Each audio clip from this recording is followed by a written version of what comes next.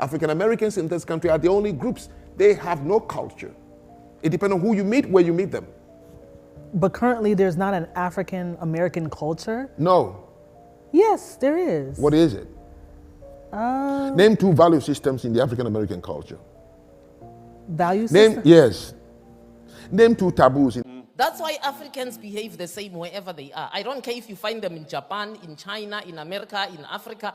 We behave the same. We are depressed people. We are angry people. We abuse substances. We don't support each other. We have this thing of, it's like we have self-hate. And it's systemic. It is not our fault. Because this is the trauma that's been transmitted generationally to us. Let me just say this, because a lot of times when you hear the tether Africans that talk down to us, that come here and say that we have no culture, come here and say, you know, basically have no history.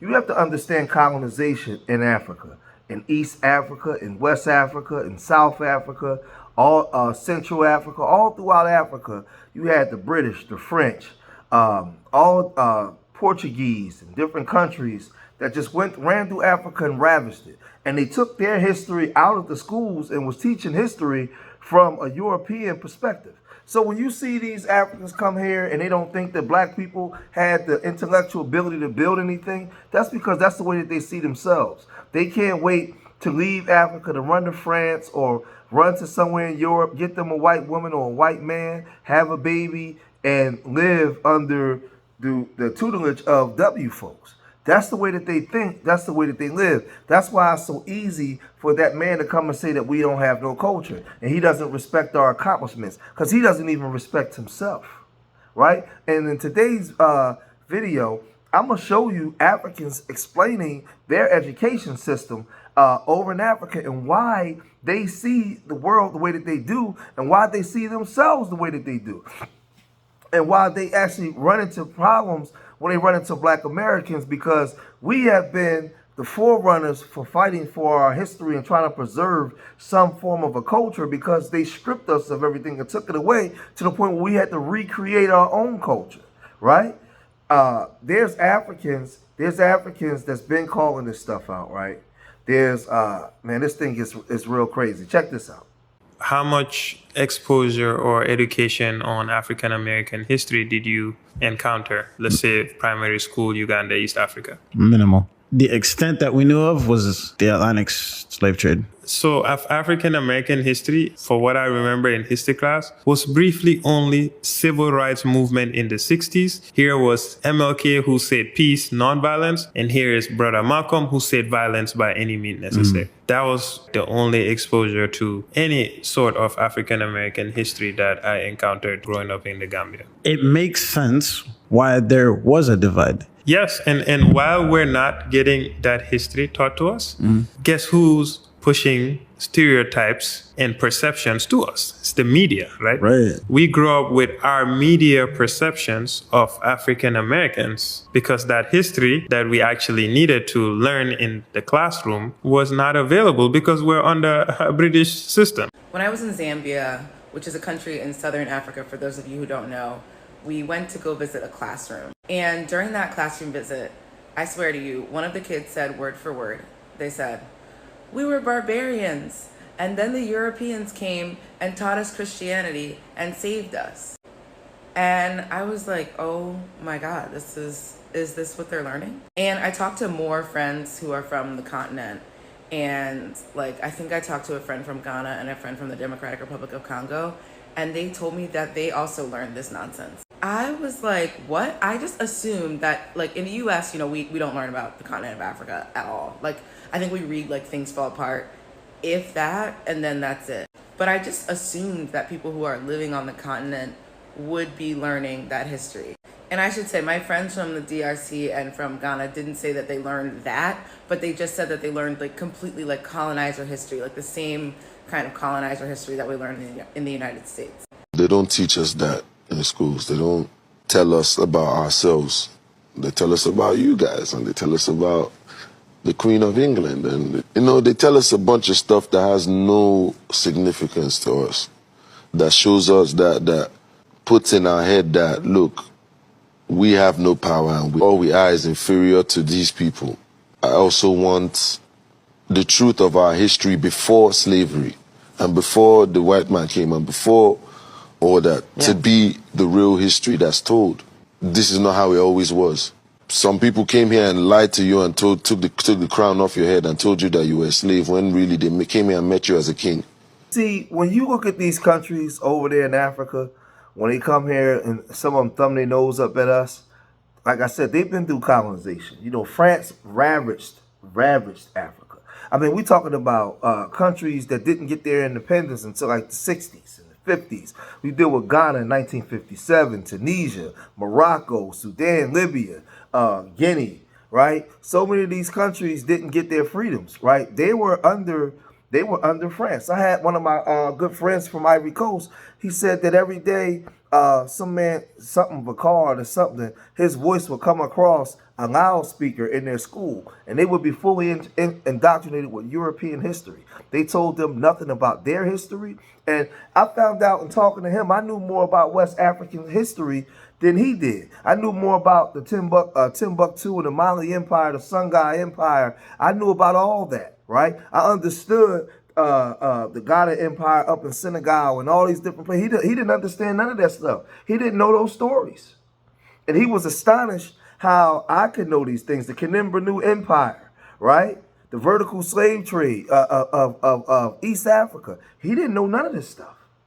None of this stuff, right?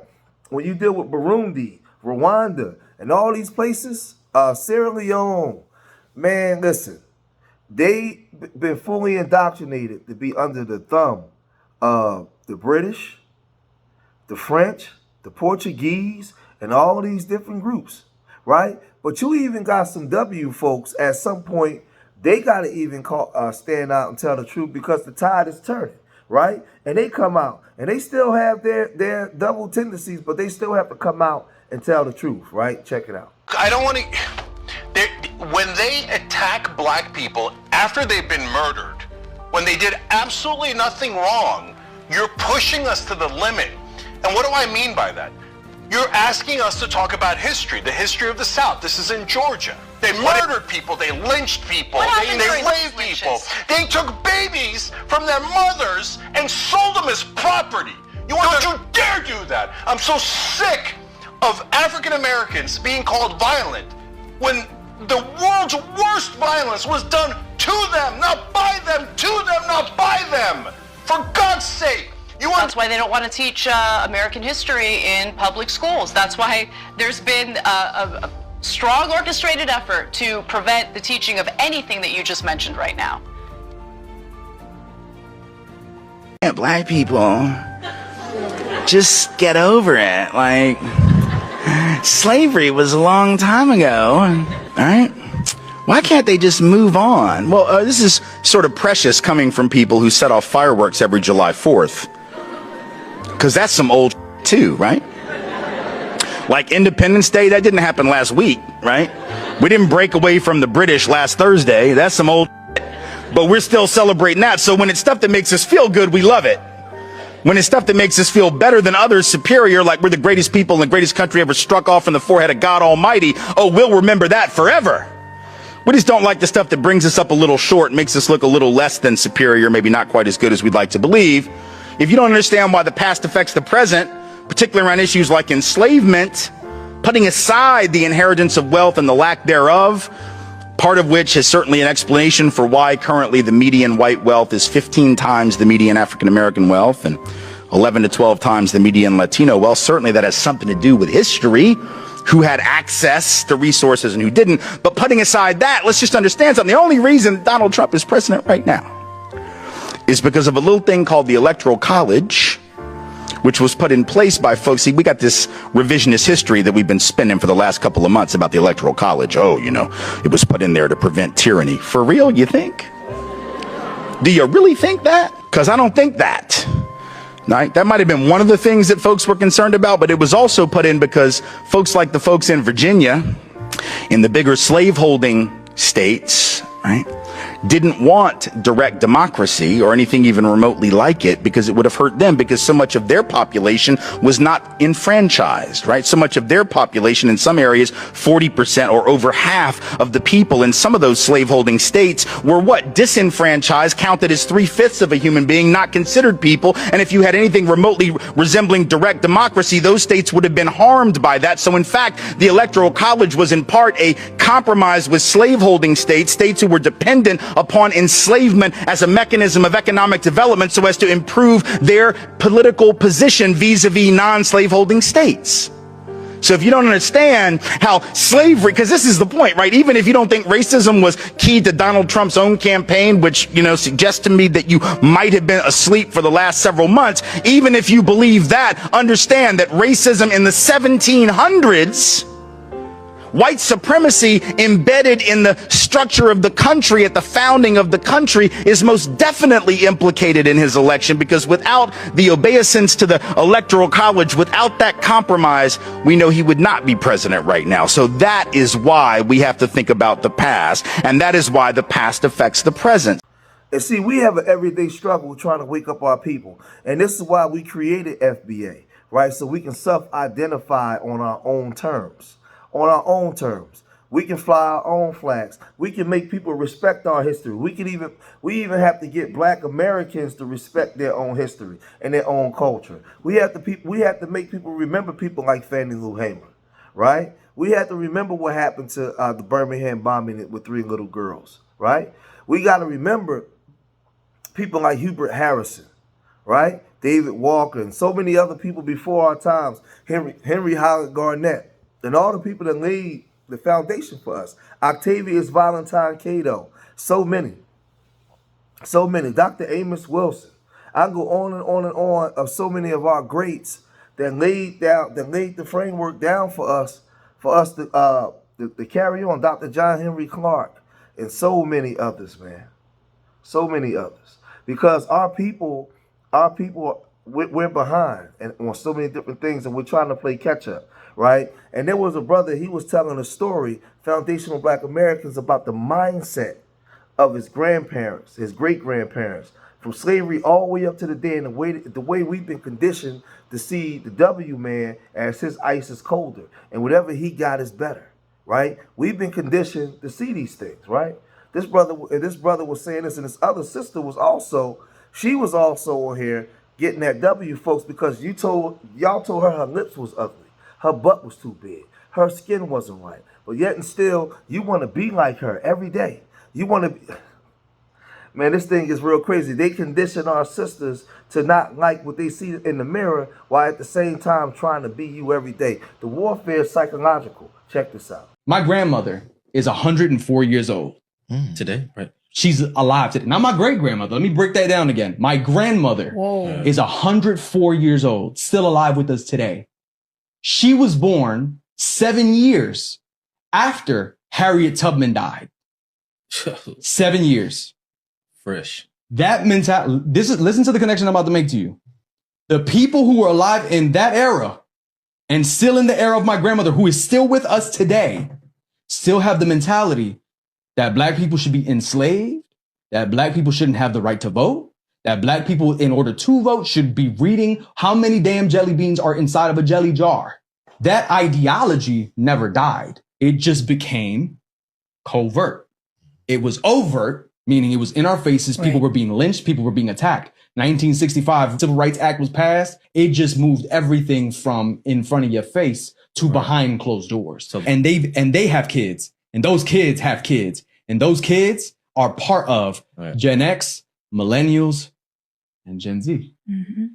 That mentality never died. There's a human connection and a human praxis. And those people that are those millennials and those Gen X, those people are your lawyers, are your judges, are your teachers, are your nurses, are your doctors, are your librarians, are your Congress people. That's what that is. If your white skin is so beautiful, why do you go to the beach and burn yourself to a crisp trying to get brown if it's so wonderful to be white? And if you love your thin lips, why are you going to the doctor getting collagen injected and telling me my lips are too big? Don't, you know, that's my thing. That trips me out. Whenever, you know, white girls come to me, oh, your butt is so big. And it's like, well, why do you go get on that stair stepper at Holiday Health Spa trying to get your butt as big as mine? And being white is so wonderful. I don't understand why all these white teenagers don't stay white. And see, as Black Americans, we still got a lot of challenges and things that we got to deal with. And that's why I tell you, brothers, we don't have time to really be arguing with those tethers. Forget them. We need to be focused on what we need to be doing for ourselves as a people in the group. We got a lot of things we got to tighten up. We've been gentrified out of our communities. They don't want to teach the history in our schools to our babies where we can pass this stuff along. Like, we got to fight. We got a big fight up ahead, man. They messing with a lot of the museums with our stories in there that's telling our stories, right? Where the youth won't know, right? But there was a Nigerian brother, because what I'm talking about in this video is these Africans don't even know their story. So why would they respect yours? They have no respect. They really believe that the W man gave them everything that they got. They are nothing without him. He is the greatest thing in the world, and we are incapable of doing anything without him. This is what they teach, and this is what they think. This is social engineering at its finest. You think that they did a number on us, you got to look at what they've done to the Africans. And if you don't believe me, check out this Nigerian brother that's 10 toes down, the way he break things down. Check it out. Nigeria banned history in school way back in the 1980s. I had no idea that this was the case. I was looking at a story where it said that the Tinubu government reinstated history into schools like a couple of years ago in Nigeria. And I was like, whoa, wait a minute, there was no history? And then it hit me. I was like, I went to school in Nigeria and we had a thing called social studies. We didn't have history in school in Nigeria. And then when I started reading the history as to why this happened, apparently in the early 80s, the government in Nigeria decided that history was not important. Like, it wasn't doing the service of giving people the right kind of knowledge about what Nigeria was and so on and so forth. And they wanted to create something that was more pointed and more specific to exactly the way that they wanted people to think about Nigeria. And that is how social studies got created. I did social studies, and I can tell you for a fact, it had nothing to do with what we were doing pre-colonialism. And everything in social studies was connected to essentially a colonial mindset of what Nigeria was, what the country was, what the concept was, and what it is. When I made my video about the true origin of Nigeria, it's highlighted the failing of social studies, because that is where social studies should have began. And it didn't take care of that. It didn't take care of the Civil War, didn't take care of the various tribes and kingdoms that existed, the various cultures, the traditions, and so on and so forth. Now, the fact that they brought this back, it actually made me think, because I've been working very hard on my platform for African history and to promote true African history that we were not taught. For those people who are aware, I actually created a graphic novel series about one of the most pivotal moments in African colonial history, which was the Benin punitive expedition, where the Benin Kingdom was burned and 4,000 artifacts were stolen, which still are in US, well, actually British, US, and European museums today. It's called The Crusaders, and this was episode 1. I don't know if you could see that. That's episode 1 that got released some years ago. And finally, we now have episode 2 coming out. And I don't know if you can see that. And this is about a family of Africans that go around the world on adventures, their siblings, they find and reclaim stolen African artifacts and take them back to their rightful homes in Africa. It's an amazing series, top 30 on Amazon. We did fantastically well. So I'm really excited about this. If you want to get on the pre-order list for an alert when it goes on sale, or you can go directly to the link in my profile bio if you're not on Instagram. And if you go to the link in my profile bio, you will see the sign-up form for the alert. This is true African history, and it's something that all our children and families need to learn about where we came from.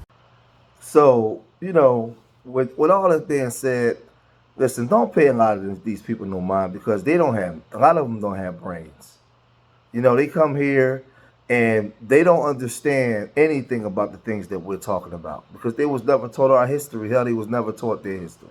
And I keep trying to tell you, man, this thing is psychological warfare. It's not guns, bombs, bullets, and everything. It's psychological. If I can get you to subscribe to something that you're not, right, you will never beat me on the battlefield. Remember, if slavery existed in the 1500s, the 1600s, the 1700s, the 1800s, the black codes, Jim Crow, segregation. You had redlining, heroin holocaust, crack holocaust, the electoral college bullcrap, to really affect our voting rights. All these things set in place, right?